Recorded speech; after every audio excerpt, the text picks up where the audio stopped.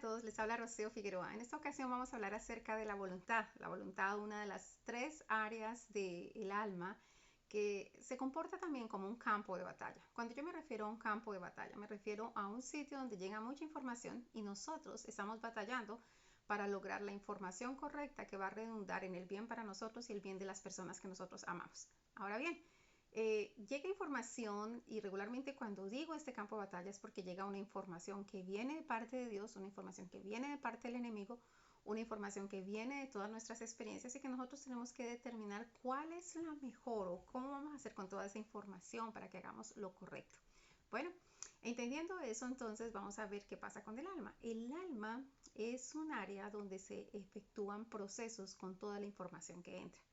Y esos procesos, con un conocimiento que nos trae la mente y con unos sentimientos que reposan en nuestras emociones, se conjugan porque el corazón conecta todo esto y entonces después el corazón induce en el área de la voluntad a una persona para que tome decisiones, para que esa persona se determine a hacer algo, para que tome una actitud, que es un comportamiento frente a diferentes aspectos, para que maneje aquello que nosotros hablamos en la escritura del libre albedrío, para que se dirija a hacer algo, para que tenga la libertad y la determinación para hacer algo.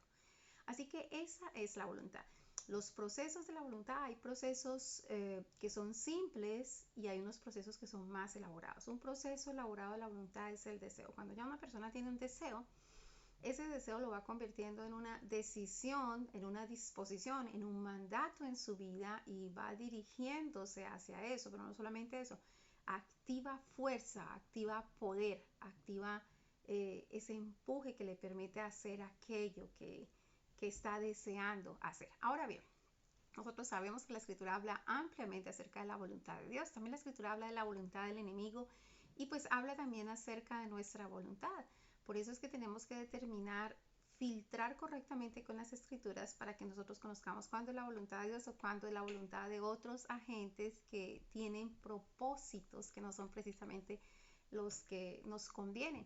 Miremos lo que dice la palabra. Si nosotros vamos a buscar, por ejemplo, en el libro de Génesis, en el capítulo 4, en el verso 1, nosotros vemos que la palabra dice, es hablando de Eva cuando iba a nacer Caín, dijo ella, por voluntad de Jehová he adquirido varón. Entonces, ella entendía y sabía que las cosas que sucedían en su vida, en su cuerpo, era por la voluntad de Dios. Y entonces la voluntad de Dios le había dado varón, pudo haber sido una hembra, pero en esta ocasión por la voluntad de Jehová le dio un varón. Entonces aquí, esa es la primera referencia de voluntad que hay en las escrituras.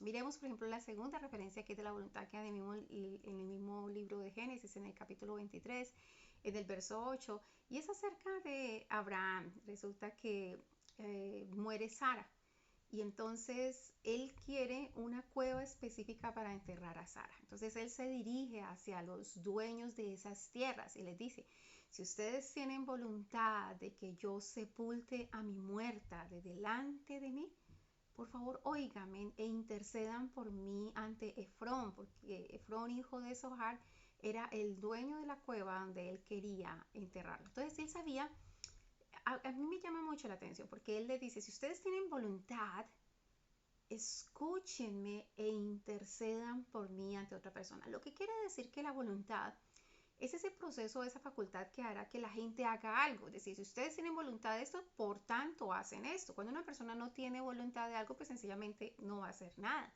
Entonces, la voluntad es también una disposición, una determinación de hacer o no hacer algo, de rechazar o acoger algo. Es como que lo pone a uno en un punto, o es esto o es lo otro, y uno va a desarrollar la fuerza para hacer eso. Por eso me gusta, como se lo dice, si ustedes tienen la voluntad, entonces óigame e intercedan por mí. Lo mismo, por ejemplo, nosotros encontramos en el libro de Éxodo, en el capítulo 25, en el verso 2, cuando la escritura habla acerca del tabernáculo de reunión. Entonces el Señor dice así, di a los hijos de Israel, le está diciendo a quién, a Moisés, dice, di a los hijos de Israel que tomen para mí ofrenda de todo varón que la diere de su voluntad, de corazón, tomaréis mi ofrenda. Entonces el Señor estaba buscando una ofrenda, pero que viniera, porque es decir, la ofrenda para el altar tenía que ser algo santo, limpio, por eso no podía ser algo forzado. Y él dispone eso, dice que tomen esa ofrenda, dice que fuera de su voluntad de corazón. Entonces, no solamente una voluntad básica, cuando una voluntad está bien arraigada, está en el corazón. ¿Qué quiere decir eso? Está claramente consciente en sus pensamientos, está claramente consciente en sus sentimientos y entonces conjugada con la voluntad, arraiga en el corazón esa voluntad. Así que el Señor quería una ofrenda que fuera de la voluntad de ellos. Ahora bien, en el libro de Éxodo, en el capítulo 35, del verso 21, hablando de la misma ofrenda, dice la palabra, y vino todo varón a quien su corazón le estimuló.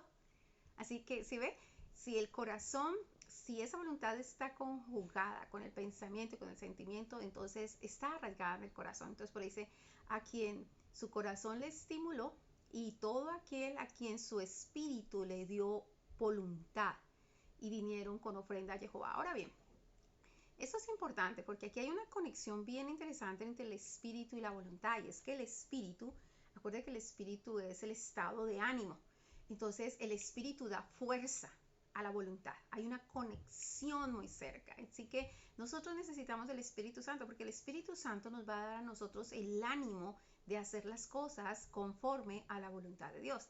De lo contrario, nosotros vamos a hacer las cosas conforme a quien sabe qué voluntad, porque no se trata solamente, a veces está la voluntad de nosotros, la voluntad de Dios, la voluntad del enemigo, la voluntad de nuestros padres, la voluntad de nuestros amigos, la voluntad de tantas personas, son la voluntad de personas ajenas a una situación.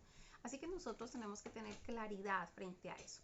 También nosotros encontramos, por ejemplo, en el libro de Salmo, en el capítulo 27, en el verso 12, que la palabra dice, no me entregues a la voluntad de mis enemigos, porque lógicamente los enemigos tienen una voluntad y nosotros tenemos que pedirle al Señor, por favor, manténme apartado de ese tipo de voluntad. En el Salmo 40, verso 8 dice, el hacer tu voluntad, Dios, me ha agradado. Claro, porque la voluntad de Dios es santa, perfecta, buena, agradable y no añade dolor. Y en eso tenemos que descansar. Allí es donde nosotros conocemos principios basados en los principios que nosotros hacemos las cosas que estamos dispuestos a hacer. También, por ejemplo, en Mateo capítulo 6, en el verso 10 dice la palabra, hágase tu voluntad, así en la tierra como en el cielo. Y ese tiene que ser nuestro clamor. Porque de hecho el clamor de nosotros tiene que ser que nosotros podamos tener la mente de Dios, que nosotros podamos tener las emociones de Dios y que nosotros podamos tener la voluntad de Dios en nosotros. Eso haría el verdadero éxito espiritual en nuestras vidas. Que nosotros conformemos nuestra alma al alma de Dios, que conformemos nuestro espíritu al espíritu de Dios, porque entonces eso va a hacer que nuestro cuerpo actúe basado en el alma y el espíritu de Dios. En Salmo 119, verso 35 dice la palabra, guíame por la senda de tus mandamientos, porque en ella tengo mi voluntad. En esa senda de los mandamientos tiene la voluntad. Así que nosotros también pidamos ser guiados para que nosotros vayamos por la voluntad del Señor, porque sabemos que la voluntad del Señor es lo mejor para nuestra vida. Bueno, espero que este video haya sido de bendición para su vida. Por favor, si lo fue, yo le pido en el amor del Señor que lo comparta con otras personas, porque seguramente esa definición ayudará a su vida a entenderse y a potencializarse. El que sabe qué tiene, qué es, cómo se conforma, va a poder potencializar todo lo que el Señor nos ha dado. Mil y mil bendiciones. Que la gracia del Señor sea con cada uno de ustedes. Nos vemos en un próximo video. Vamos a hablar específicamente de los deseos y las decisiones como elementos fundamentales para el éxito en el vivir cristiano. Un abrazo y bendiciones. Bye.